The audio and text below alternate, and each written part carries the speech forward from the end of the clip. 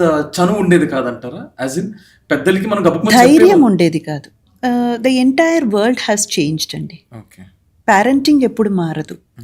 ఎందుకంటే ఈరోజు మన వైపు తిరిగి మాట్లాడే పిల్లలు రేపు పేరెంట్ అయ్యాక మనలాగే మాట్లాడతారు. సో పేరెంటింగ్ ఎప్పుడు మారదు. Okay. But the world has changed.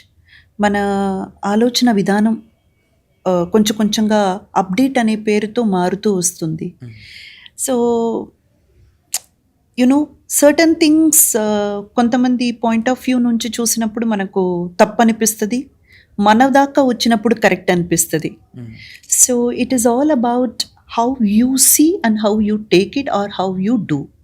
See, all these things are different.